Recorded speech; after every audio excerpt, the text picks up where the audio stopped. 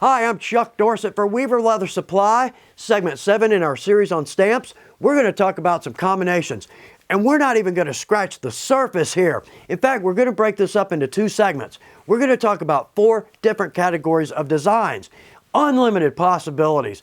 All right, so anything I use in this video, weaverleathersupply.com, or check below. We've got links there, going to take you straight to the website. Also, if you want to know when our videos release, just click your notifications. You'll know exactly when these come out. So let's step over to our pattern table because it's a bit overwhelming. Here's why I say that, and stick with me because this is going to get squirrely fast, but you'll see where I'm going with this. So on my rack, let's say I've got 50 stamps that are going to make a good, let's say a border stamp, okay? So if we just stack that one after another, we've got 50 possible designs. Now this isn't taking into account that we can use any one of these tools in 4, 5, 6 different configurations. But let's say we're just going to make a line. So there's 50 possible designs. Let's add a second of that 50 in there. Well, now technically it's 50 times 50, 2,500 possibilities. Let's say we add a third stamp, 125,000 possibilities. We drop in 4 stamps, 6.2 million. Yeah, so obviously unlimited possibilities with these. Now here's a warning. When you sit down to start playing with some stamps, 2 things are going to happen. 3 hours are going to fly by, and you're going to have so many cool designs, you won't be able to figure out which is your favorite. Just speaking from experience there, but let's do this. Let's boil this down a little bit, make this a little easier. See if this helps you. With me, what I try to do is find stamps that are similar designs. Here's a good example. So we've got 4 stamps here. Well, similar shape, but more so, notice the design. We've got that thin line running through each of these. So to me, that's basically 4 matching stamps. That is going to make, well, to me, that's going to make a design that more flows.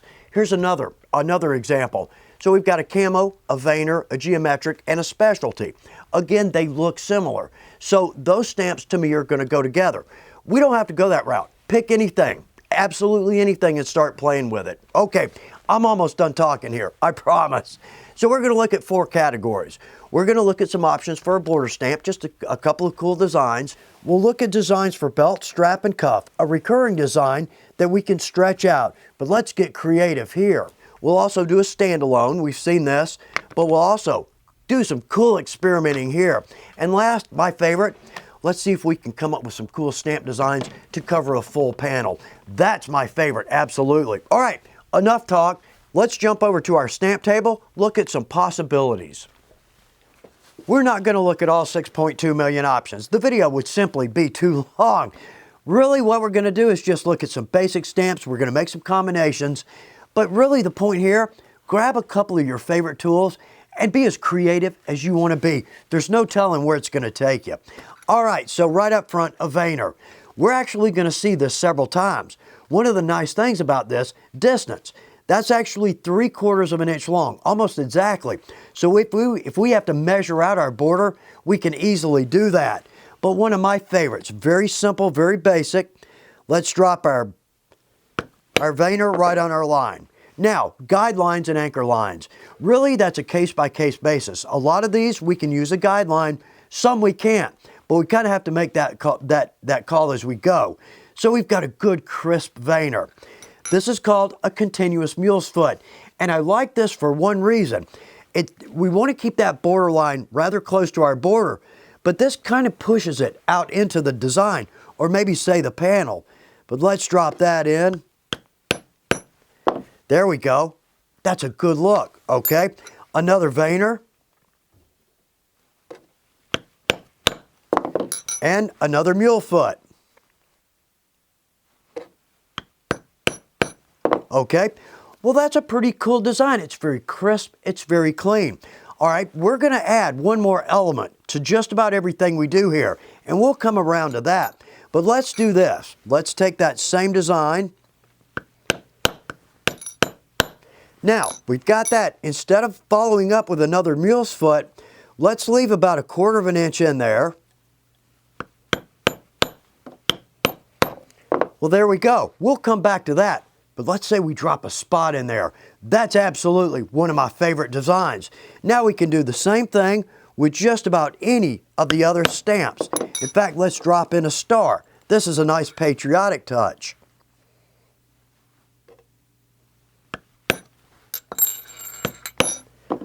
Well, there we go. So we can go all kinds of ways simply with a veiner and just about every other tool we have. All right, let's step it up a little bit. I'm going to reset. We're going to jump to our next design. Let's start with one that I love. This is one of my favorite designs. Now, I'm talking, I'm stamping, I'm on camera, so what I'm saying is my stamps are probably not as going to be as clean as they would be if we're in our shop by ourselves taking our time. But that's not the point. The point is, let's just get an idea. So let's start right here. I love this border stamp. So we're going to start with the wire part of our barbed wire set. Let's drop that in. Next up, let's use our camo tool, just a standard camo. I'm going to drop the corner right into the corner of my barbed wire. Okay, let's drop the barbed wire in again, and I'm going to go right to the corner of the camo.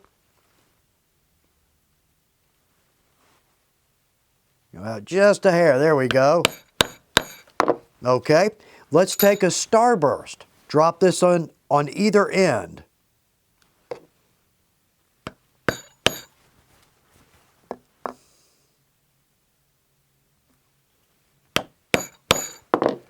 To me, that's a cool looking, very Western design. Now we can always drop a spot right there, but let's take a cedar and drop that right inside our camo. That's a good looking borderline. We're combining 4 stamps. Let's do another set.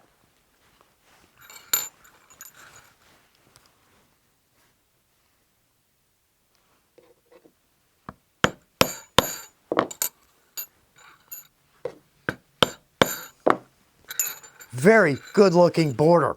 I like the look of that. Very Western. Okay, next up, let's jump over to an hourglass tool, and we're going to see this twice here. But let's start right here. I'm going to take my hourglass. Good, nice impression. Let's take our veiner. And all I'm going to do is butt the corner of that veiner right in the corner of the hourglass. Now let's reverse that. I'm going to do exactly the same thing. There we go. Now we can see it. Corner in the corner, and I'm going to butt that right up against the previous. There we go. Impression. Let's drop in our hourglass again. That's a pretty cool, simple design. I'm going to do a few more.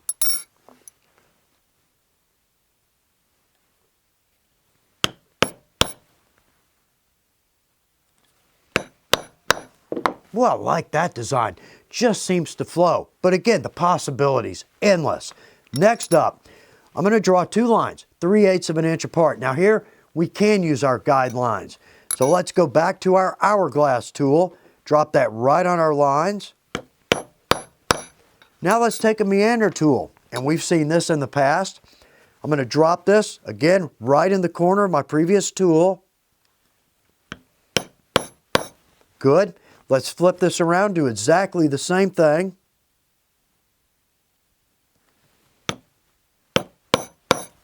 And then another hourglass. Well, that's actually pretty cool. We've got a nice design there. Let's extend that out. But notice too, right here, we've almost got a heart shape there. That's pretty cool. So let's do two meanders now.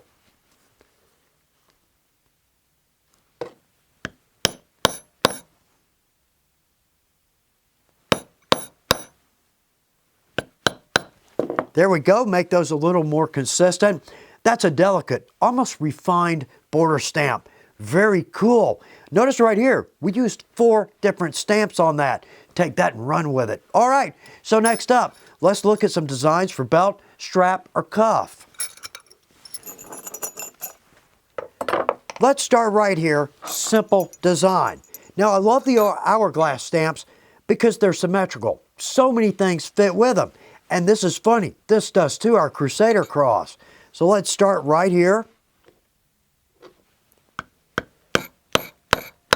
Okay, good impression. Now let's take our cross, and I'm going to take one of the points and drop it right in There we go, right in next to that tool. There we go. Okay, let's do that again.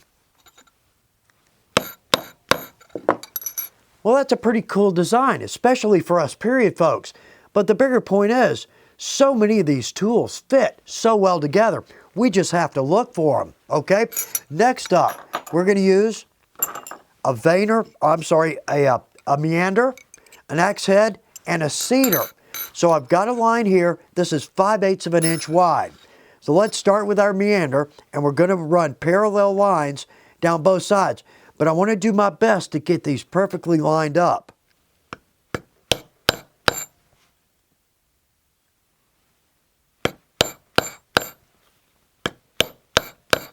Okay, let's reverse that on our other line. Let's do our best to get these lined up as well as we can.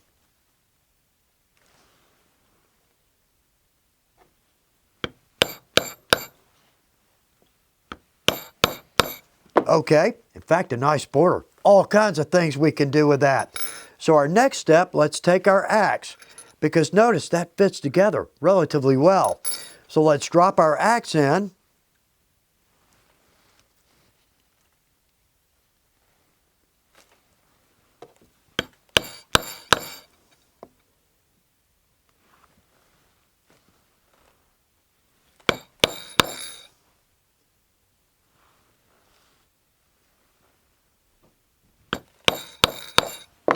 Okay, pretty cool. Let's give it a mechanical look. Let's drop a cedar in both sides where our axe head meets.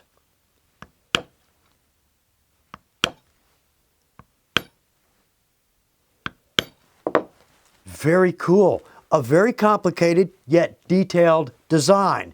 Now here's one of my favorites. So I've got a 1/4 inch line here. What I need to do is I'm going to make a mark at every 3/4 of an inch. Let me clarify. I've got a line here 1/4 of an inch wide. Let's take this and let's just make a mark with our scribe every 3/4 of an inch.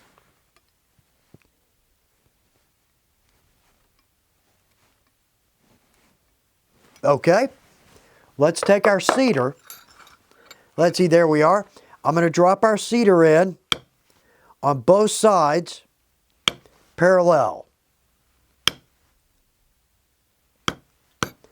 Okay, next step. Let's drop in a basket weave, but we're going to make a basket weave disappear. You'll see what I mean. So with this, let's drop this. I'm going to use the Celtic. I'm going to drop this on our line, and I'm going to straddle our cedars.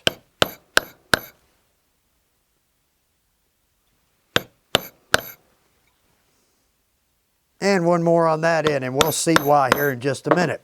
Okay, so we've got our basket weave. Now let's take our meander. We've seen this.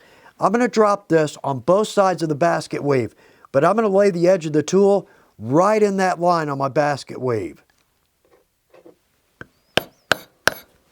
There we go. Okay, same on both sides all the way down.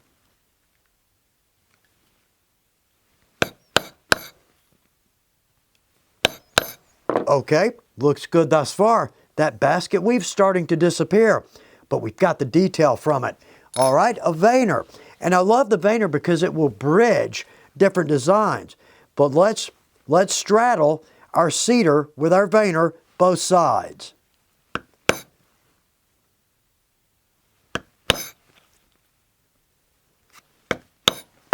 Well, there we go. That is a cool looking design. Now, I've dropped the cedars on the end because, say, at the end of the strap or belt or cuff, that just makes a nice symmetrical end. Just kind of fades out. But also, we've got extra room in here. Maybe we could drop in a small camo or a smaller veiner. All kinds of ways we can go with that. But I love the fact that we've got a basket weave right down in the middle of it, and we never see that. It just makes a good detail. All right, I'm going to set up for one more. We've got one that's a little bit more complicated. I'm going to do my best to pull this one off. We may not go this route, but it's a good example of how all these stamps can fit together and how complicated we can get. So I've got a 1-inch band here with a 1/4 inch band down the middle. We're going to drop our basket weave in again. So basically 1 inch, 2.54 centimeters. we've got a 1/4 inch band, 6.35 millimeters. Basically, we're coming out 3/8 of an inch on either side of that, or 9.53 millimeters. So we can take any one of our basket weaves. We're actually going to do a combination. So we've got our flower center, and we've got our no frills basket weave. So let's start right on our center line. Okay, now let's jump over to our flower center, and I'm going to butt the edge of that tool right up next to the center design. Okay, let's work that same design down our line.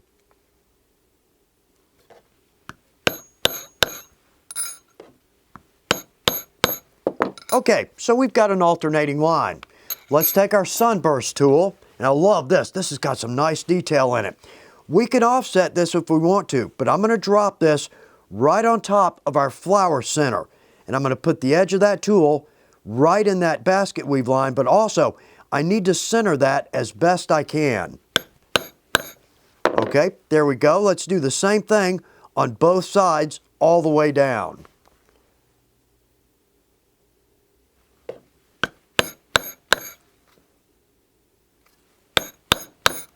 Okay, looking good thus far. Could be a little better lined up right there. But again, just an example. So let's jump over to one of our geometric tools. And again, one of my favorites. So what I'm going to do is I'm going to line this tool up. My back or the heel of the tool is going to go on my outside line. And that point is going to sit right on that basket weave. And again, this is somewhere where we really got to take our time to get that just right. Well, there we go. All right, I'm going to work my way down both sides again.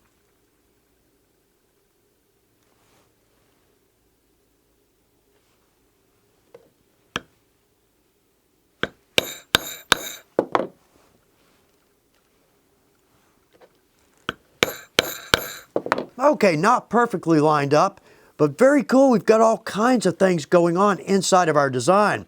Got this cool little flower. But notice too, the lines all match between the basket weave and our sunburst. But again, we may not use this, but it's just a good example of how a lot of these stamps will fit together, and our basket weave, for the most part, simply disappears. Now, we haven't really talked about widths, but what I'll do for the most part, if I've got a 1.5 inch belt, I'll just draw out two lines 1.5 inch apart, probably come in 1/4 each side if we're going to do a stitch line or a groove line. Now I know what area I'm going to have to fill. Now I can start experimenting. So right here, that's exactly 1 inch wide. So on a 1.5 inch belt, we're coming in 1/4 inch either side. So if we've got a groove line or a stitch line, that's going to match up perfectly. Okay, border, belt, and strap combinations. We've got some basic designs here, but we're just not even scratching the surface. And that's exactly right. I don't really feel like this video conveys all the creative possibilities. Pick up a couple of tools, who knows what's going to happen. So, segment 8, we're going to do the second half. We're going to talk about some standalones, or simply basic designs that look great just about anywhere. And then my favorite, let's cover a panel. All kinds of possibilities there. I hope this is good information for you. Good luck with your projects.